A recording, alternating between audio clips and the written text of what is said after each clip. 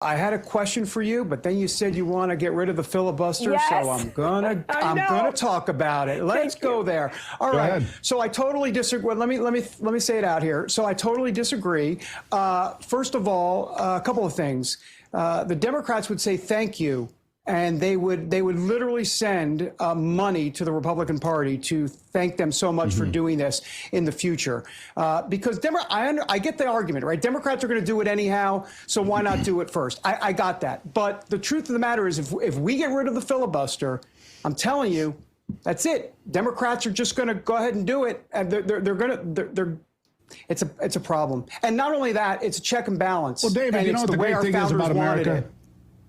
The great thing about America, David, is you are allowed to be wrong right here on television. And that's I knew okay. that was coming. I don't mind. I don't mind, because here's the bottom line: is the Democrats would have voted to end the filibuster if not for Manchin and Sinema. Already would have happened. They'd be well on the way to trying to make Puerto Rico a state and D.C. a state. Look, you fight fire with fire. We can either grow a spine and look at the facts, and the facts are they will pack the Supreme Court. They will turn Puerto Rico and D.C. into states. They will turn everything into open borders. They will take 20 million people and turn them into citizens, David. You can look at it any way you want, but those are the facts, my friend. But why give them the opportunity? If you get rid of the filibuster, they're going to do everything you just said. Then how about you get rid of the filibuster, do what needs to be done, and put it back in place? There has to be leadership from this country. There has to be leadership from the Republicans. We cannot sit here and pretend that the Democrats aren't going to do all the radical things that they've told us for our entire lifetimes they're going to do. Given half a chance, they will do it. Given an inch, they will take a mile. They will take this country and turn it into Canada instantly. The death of Western civilization will happen. And you mean, I just want to be really clear about this, if they win majority in the midterms, they will eliminate the filibuster. So your thought is we do it first, and what? So that we can codify the things that President Trump has done before they get in there and eliminate it anyway. Like the SAVE Act. Make sure we codify sealed borders. Make sure we make sure that people have to have an ID and citizenship to vote. Make sure that we take care of the things that have to be taken care of. Make sure that we don't enrich insurance companies through some socialist plan called the Affordable Care Act, which was never about affordability or care. It was all an act, all of it, to get us a single-payer health care. We have to defend this country from those who would tear it down. People like Mamdani, like Ilhan Omar, like AOC, all of these people.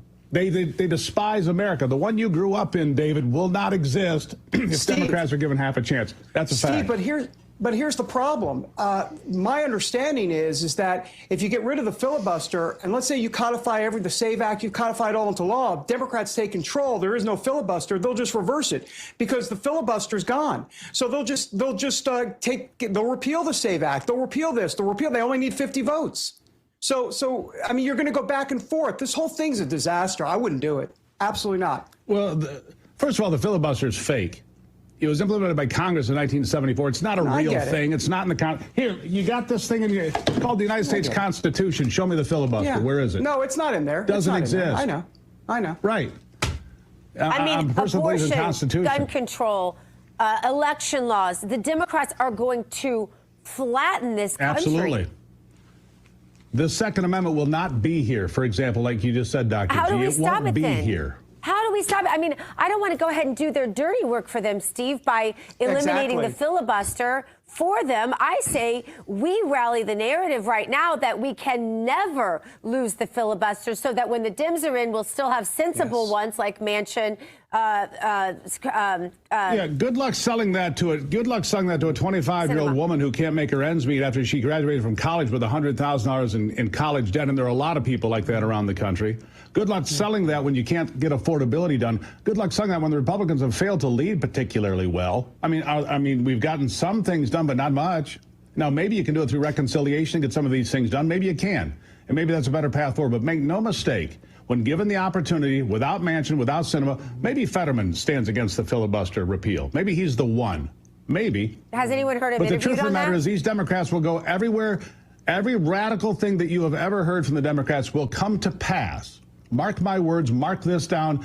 Save the recording. Every radical idea that makes your stomach turn will come to pass when the Democrats have the Senate, the House, and the White House, which is possible with the atmosphere we're in, because populism is going to win. It's either going to be left populism or right populism. Time to stop bumping your gums, do the work, get it done.